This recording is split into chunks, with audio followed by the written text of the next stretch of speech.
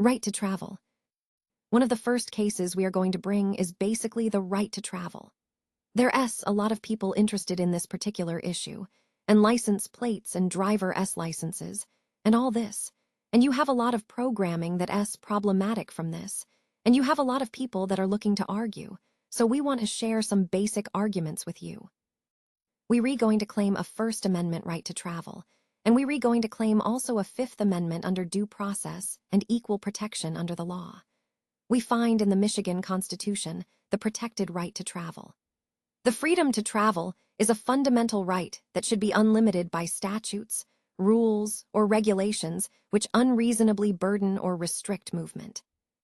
A law which substantially affects or penalizes the exercise of the right to travel may be justified only by a compelling state interest, and must be tailored carefully to avoid unnecessary infringement of the right. Freedom to travel throughout the United States has long been recognized as a basic right under the federal Constitution. See Note 54. Shapiro v. Thompson 394 U.S. p. 618.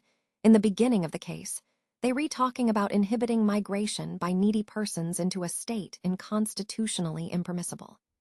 All citizens must be free to travel throughout the United States uninhibited by statutes, rules, or regulations which unreasonably burden or restrict this movement. If a law has no other purpose than to chill assertions of constitutional rights by penalizing those who choose to exercise them, it is patently unconstitutional. The Equal Protection Clause prohibits apportionment of state services according to par tax contributions of its citizens. Any classification which serves to penalize the exercise of the right of interstate travel, unless shown to be necessary to promote a compelling government interest, is unconstitutional. 26. When we go into the case, we find out that it says, the right finds no explicit mention in the Constitution. That a right so elementary was conceived from the beginning to be necessary concomitant to the stronger union the Constitution created. In any event, freedom to travel throughout the United States has long been recognized as a basic right under the Constitution. We have established that the right is clearly there. For more arguments on that, you can go to the law library and find the Federal Digest and look up the book, Words and Phrases. In this book, look up the words, right to travel, and you will get every Supreme Court case that has anything to do with the right to travel. One of the leading cases in this one, Shapiro v. Thompson, that it has such a basic right it doesn't need to be mentioned. It is important that you be able to back your arguments up. In moving from jurisdiction to jurisdiction, they were exercising their constitutional right, and any classification which penalizes the right, unless shown to be necessary to promote a compelling government interest, is unconstitutional. The reality was that they exercised their right to timely travel, and the state didn't want to allow that. Now let us flip back here. I'm going to ask you a series of questions. First of all, the Constitution is the supreme law of the land. Marbury v. Madison.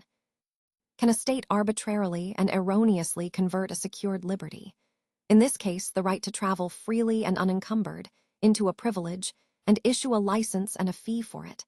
Obviously, we decided in Murdoch v. Pennsylvania clearly, no state may convert a secured liberty into a privilege. Now does everybody see how we plugged that in? Just like on your computer, you fill in the blanks. You have the court case. It says, no state can convert the liberty into a privilege and issue a license and fee for it. What right are we talking about? The right to travel freely and encumbered. So you plug that in. So, does the state have the right to require you to have a license for the exercise of that right? No. Now, what happens if the state requires you to have a license?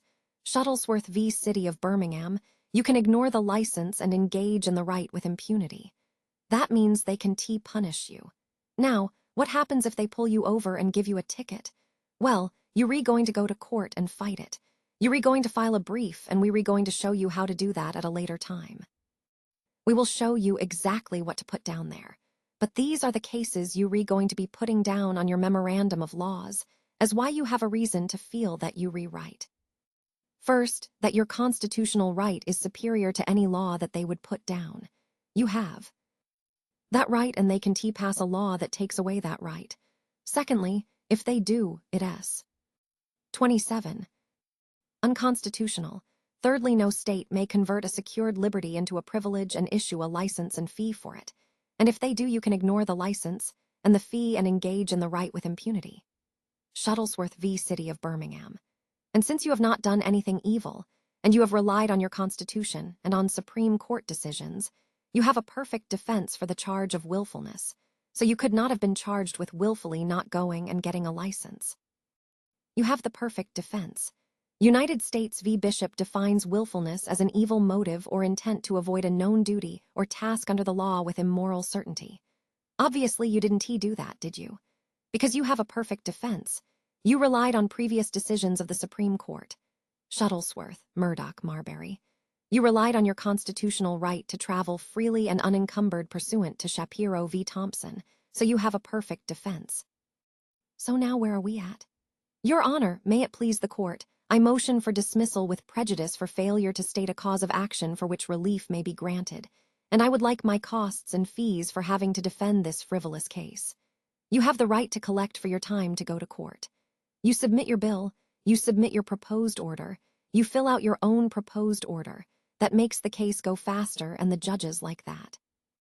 It intimidates the hell out of the prosecutor when you do your own order. Now if they say, well, that's how you interpret that, sir. That's right, sir, that is how I interpret it. And 16th am juris second, Section 97 says that it shall be interpreted in my favor, because I am the clearly intended and expressly designated beneficiary, the citizen, for the protection of your rights and property. C. Byars v. United States, 273 U.S. 28. That deals with unlawful search and seizure, but it also says it's supposed to be decided in favor of you, the clearly intended and expressly designated beneficiary for the protection of your rights and property, so they have to enforce it in favor of you, right? Boyd v. United States is next. The court is to protect against any encroachment of constitutionally secured liberties. It's their duty, they have no choice. They have to do it. In Norton v. Shelby County, an unconstitutional act is not law. It confers no rights, it imposes no duties, it affords no protections, it creates no office. It is in legal contemplation as inoperative as though it had never been passed. Now, after you write all of this down, you casually say, wherefore, Your Honor, I pray before this honorable court for your just and lawful relief. I ask that you dismiss this case with prejudice for failure to state a cause of action for which relief can be granted, and I pray the court for my just relief. 28. For having to defend this patently frivolous and spurious case, and my costs are whatever they are, you submit that on your order. I have a proposed order, Your Honor, it's in my brief. At that point, they will turn to the prosecutor and ask what he is going to do, and at this point, he will usually agree to dismiss. They don't like going up against you, and they can easily be intimidated. I remember this one gentleman who didn't have any plates on his car and they called him into court. He was standing in the hallway and the prosecution said, will you come over here, sir? I'd like to talk to. So he went in and sat down and said to the prosecutor, what can I do for you? The prosecutor said, sir, what can I do for you? It's not what you can do for me. The prosecutor, what do you want to do on this case? Well, I assumed there was something I could do for you. You called me in here. Well, what do you want to do? How do you want to plead on your case? Well, I don't intend to plead, sir. I intend to answer in the form of a demur, such that I do not acquiesce to quasi jurisdiction, cause that an issue to be brought up in my pleadings and briefs to be filed with the court. Are you an attorney, sir? He asked. No, I am a truck driver. The prosecutor was absolutely in a panic. They don't anticipate that people that are in other jobs other than theirs have any brains. It blows their doors off when all of a sudden this truck driver can come in and argue law, and all of a sudden it's like, shoot, this guy is good. I have to treat him like an attorney. So what does this guy do?